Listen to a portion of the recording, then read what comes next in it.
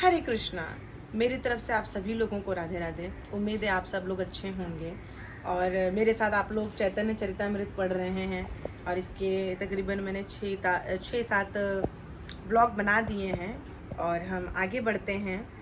तो मैं आपको इस बुक की कुछ खासियत दिखाती हूँ, एक पन्ने दिखाती हूँ जहाँ पे मैं आपको बताऊँगी। आपने काफ़ी सारे नाम सुने होंगे, मैं चाहती हूँ कि आप उन सब महापुरुषों के दर्शन भी कर लें, तो आपको दर्शन कराती हूँ मैं सब लोगों का। जय श्री राधे। ये है श्रीमद एसी भक्ति वेदांत स्वामी प्रभुपाद जी, हमारे इस्कॉन के आचार्य। हम जब भी इस्कॉन जाते तो आपने देखा होगा इनके विग्रह को। और ये हैं श्रील भक्ति सिद्धांत सरस्वती गोस्वामी महाराज, श्रील एसी भक्ति वेदांत स्वामी प्रभुपाद के आध्यात्मिक गुरु।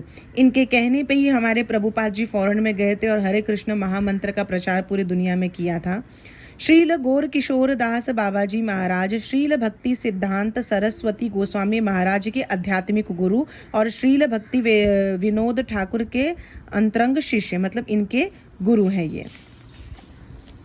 और ये श्रील भक्ति विनोद ठाकुर कृष्ण भावनामृत से संपूर्ण जगत को लाभान्वित कराने वाले कार्यक्रम के प्रणेता। इनकी वजह से ही इन्होंने इतना प्रचार किया है हमारे कृष्ण भावनामृत का कि मैं आपको क्या बताऊं। पूरी दुनिया में सिर्फ इनके ही वजह से आज कृष्ण भावनामृत इतनी फैली हुई है। और ये हैं हमारे पंचतत्व, इन्हीं का हम मंत्र उच्चारण करते हैं माला जाप करने से पहले। श्री पंचतत्व श्री कृष्ण चैतन्य अपने अवतार, अद्वैताचार्य अपने विस्तार, नित्यानंद प्रभु अपनी प्रकट अतरंग शक्ति, श्री गदाधर तथा अपने पूर्ण भक्त श्रीवास के बीच बाएं से दाएं, ये सब हैं। और ये हैं अज्ञान के अंधकार को दूर करने के लिए श्री कृष्ण चैतन्य तथा नित्यानंद प्रभु सूर्य तथा चंद्रमा की भांति उदित हुए हैं। ये आपको कभी भी आप इस्कॉन में जाएंगे तो आपको इनकी प्रतिमा जरूर देखने को मिलेगी। गोपियों ने निर्धकालीन विछोह के बाद अपने प्रिय कृष्ण को कुरुक्षेत्र में देखा। ये पूरा इन्होंने कितने सुंदर तरीके से बुक प्रिंट करवाई है। अद्वैत आचार्य ने गंगा जल से युक्त तुलसी दल अर्पित किया और श्री कृष्ण से अवतार लेने की याचना की। कभी कभी माता मुझे अपना पुत्र मानकर मुझे बांध देती है, वह मुझे अत्यंत असहाय समझकर मेरा लालन पालन तथा रक्षण करती है। कितने सुंदर लग रहे हैं। श्री चैतन्य महाप्रभु ने राधा भाव में प्रकट होकर पवित्र नाम के कीर्तन का प्रचार किया। ये देखिए, सुमेरु पर्वत के पूर्व की दिशा में क्षीर सागर है, जिसमें श्वेत द्वीप में एक श्वेत पुरी है, जहाँ पर भगवान विष्णु अपनी प्रियतमा लक्ष्मी के साथ शेष के सिंहासन पर आसीन देखे जा सकते हैं। हे कृष्णदास, तुम वृंदावन जाओ जहाँ तुम्हें सब कुछ प्राप्त होगा। श्री चैतन्य महाप्रभु तथा उनके संगी बारंबार नाचते हैं, जिससे भगवान के अमृतोपम प्रेम का पान आसान हो सका।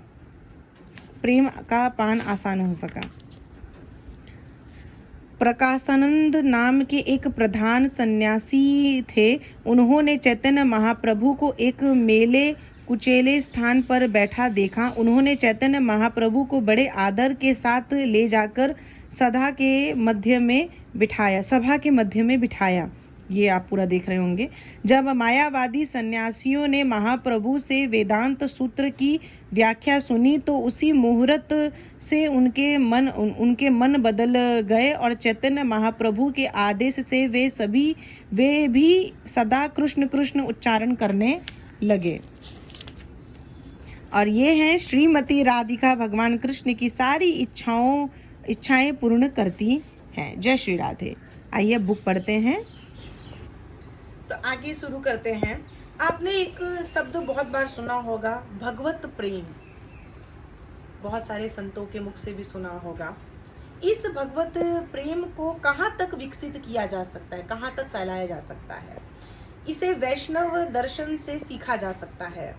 भगवत प्रेम का सिद्धांतिक ज्ञान तो अनेक स्थानों में तथा अनेक शास्त्रों में मिल जाएगा, किंतु वह भगवत प्रेम वास्तव में है क्या और इसे किस तरह विकसित किया जा सकता है, इसे तो वैष्णव साहित्य में ही पाया जा सकता है। श्री चैतन्य महाप्रभु के द्वारा तो भगवत प्रेम अद्वितीय एवं सर्वोच्च विकास को प्राप्त हुआ है। इस भौतिक जगत में भी हमें प्रेम का अल्प ज्ञान हो सकता है, तो यह कैसे संभव होता है? यह हमारे मूल भगवत प्रेम की उपस्थिति के कारण होता है। इस बद्ध जीव में हमें जो भी अनुभव प्राप्त होता है वह उन परमेश्वर में स्थित रहता है जो प्रत्येक वस्तु के चरम स्रोत हैं। परमेश्वर के साथ अपने मूल संबंध में हम वास्तविक प्रेम पाते हैं और वही प्रेम भौतिक परिस्थितियों के द्वारा विकृत रूप में प्रतिबिंबित होता है।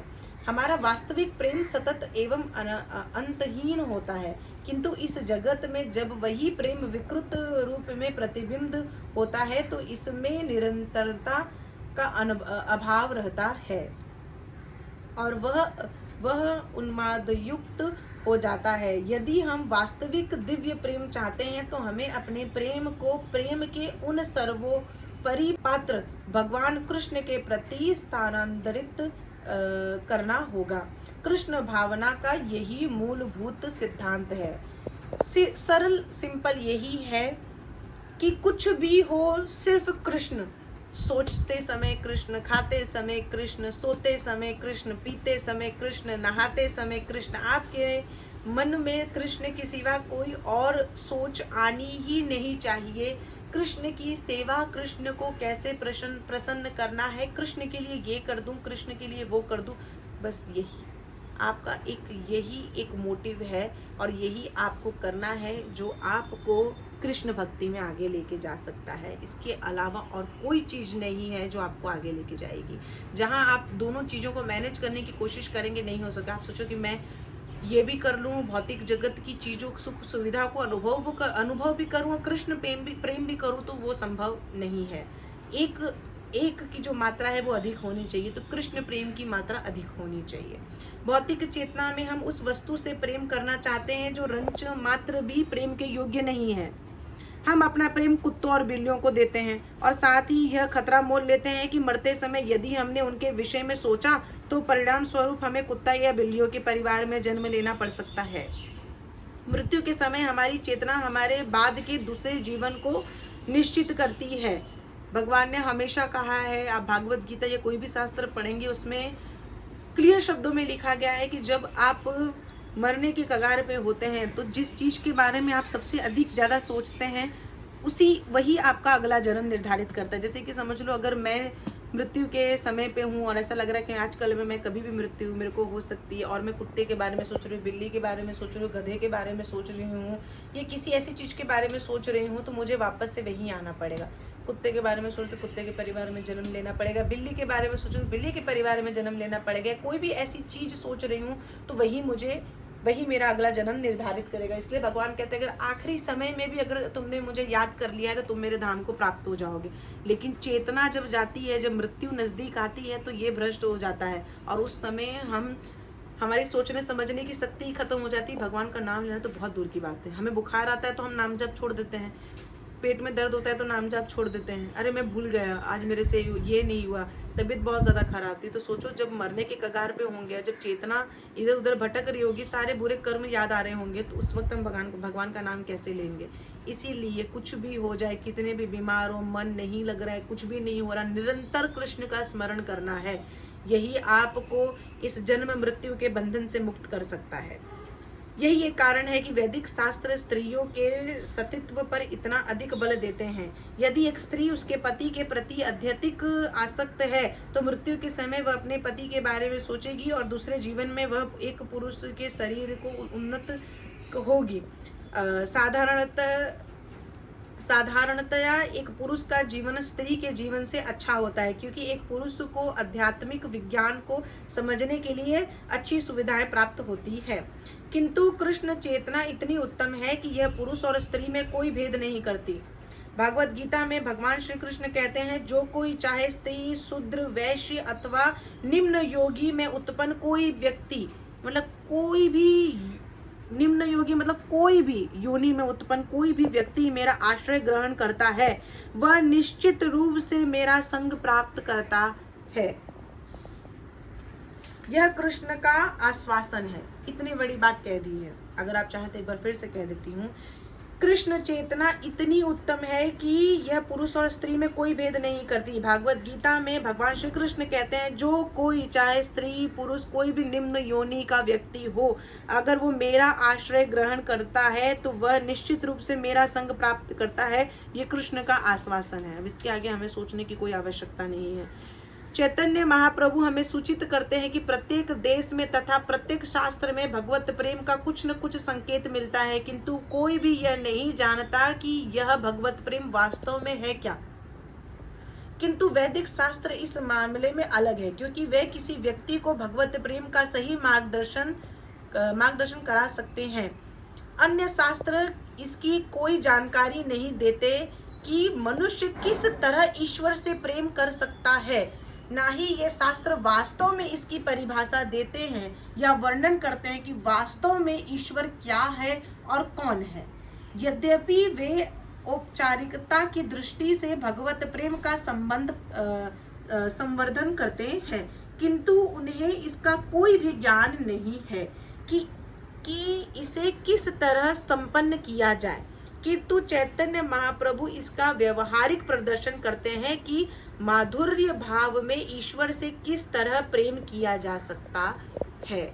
हमें बड़े बड़े ग्रंथ मिल जाएंगे, बड़ी बड़ी चीज़ें मिल जाएंगी, बहुत सारे लोग समझाने वाले मिल जाएंगे, लेकिन आपको कैसे कृष्ण भक्ति में आगे बढ़ना है, क्या करना है, कैसे भगवान को प्राप्त करना है, कैसे अपनी जीवन शैली भौतिक जगत में रह के आपको जीना है, ये सब चीज़ों के बारे में सिर्फ आपको चैतन्य चरितामृत और भगवान चैतन्य ने जिस बात को बताई है वो सुन के समझ के अपने जीवन में अपना के ही आप भगवत प्रेम प्राप्त कर सकते हैं, कृष्ण की सेवा कर सकते हैं, कृष्ण की भावना को समझ सकते हैं और कृष्ण भक्ति में आगे बढ़ सकते हैं। बहुत सारे लोग पूछते हैं कैसे करें, यही तो बात है, कैसे करें। हम समझ ही नहीं पाते हैं ना कि कैसे करें। सिर्फ भगवान समझ के छोड़ दिया है। भगवान है, उनसे रिश्ता बनाइए, जैसे कि हमारे चैतन्य महाप्रभु ने कहा है। एक बार आप रिश्ता बनाएंगे, भावनाएं आगे बढ़ेंगी, प्रेम उत्पन्न होगा, भक्ति आगे बढ़ेगी और वैसे ही वैसे आप कृष्ण में इतने लीन हो जाएंगे कि आपको कृष्ण भक्ति प्रदान हो जाएगी और आप कृष्ण भक्ति में और आगे चले जाएंगे। तो इस तरीके से हम ये वाला पोर्शन ख़त्म करते हैं और आगे हम डिस्कस करेंगे नेक्स्ट व्लॉग में कि चैतन्य महाप्रभु कौन है। ये तो मैंने आपको बता दिया, लेकिन हम इसके आगे राधा रानी कौन है, कृष्ण कौन है, राधा रानी की उत्पत्ति कैसे हुई, कहाँ से आई है, क्या दोनों अलग हैं या दोनों एक हैं, इसके बारे में व्लॉग बनाएंगे। तो अगर आपको व्लॉग अच्छा लगा है तो लाइक कर दीजिएगा, शेयर कर दीजिएगा, सब्सक्राइब करना और बेल आइकन को ऑन करना बिल्कुल ना भूलें। जय श्री राधे, हरि बोल।